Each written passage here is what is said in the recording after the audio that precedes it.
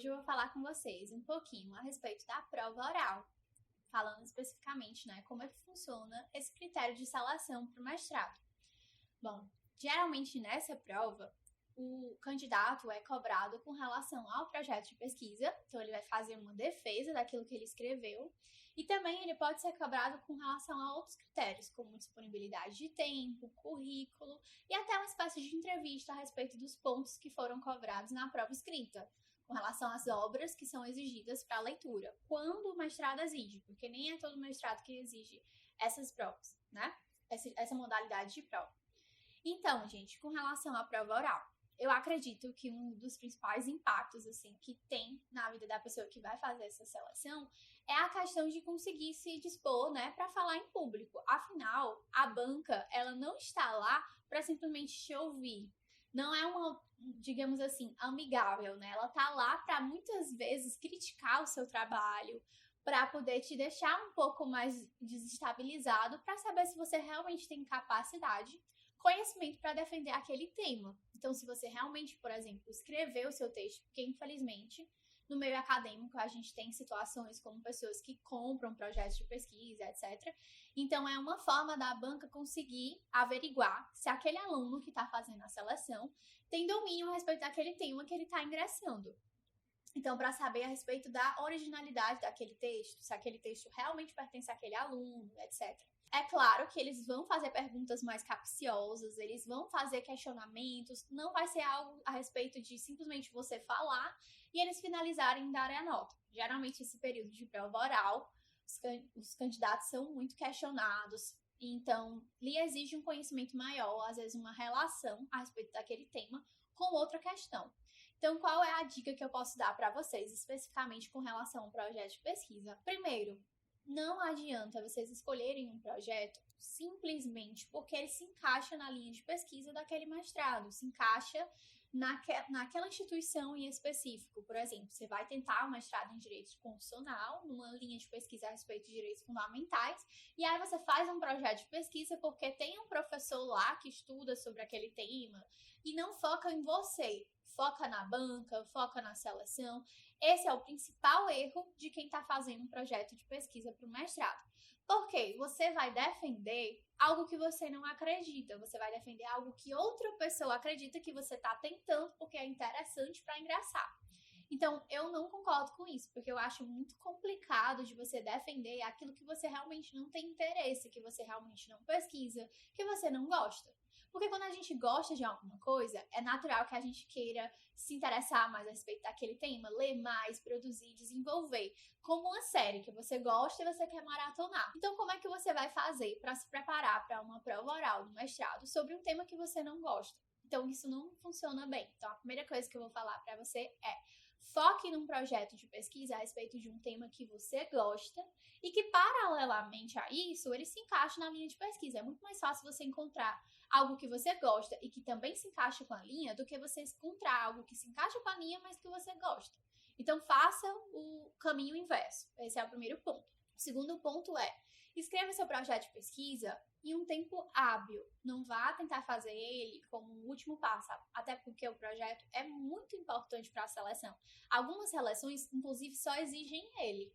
Então, é interessante que você faça com cuidado, se preocupe a respeito de como você vai escrever, se preocupe com relação às obras que você está colocando, às referências que você vai utilizar, a metodologia que você está pesquisando, aspectos estruturais também, de português, com relação à BNT, etc., para que seu projeto ele seja apresentável com relação ao que está escrito, porque a banca ela pode sim, na hora da sua arguição oral, fazer questionamentos e fazer críticas a respeito do que está escrito. Por exemplo, falar que você está defendendo algo que o autor que você citou não falava, não mencionava, ou seja, que você fez uma interpretação errônea a respeito do texto que você mencionou. Então, é interessante que o seu projeto de pesquisa seja bem desenvolvido, seja realizado com base em muita leitura, com base em desenvolvimento, um tema que você gosta, que você realmente tem interesse para você conseguir defender. Feito isso, o que você vai precisar se preparar com relação à prova oral é tentar se precaver com relação às possíveis perguntas. Quais são os pontos fracos que o seu projeto tem?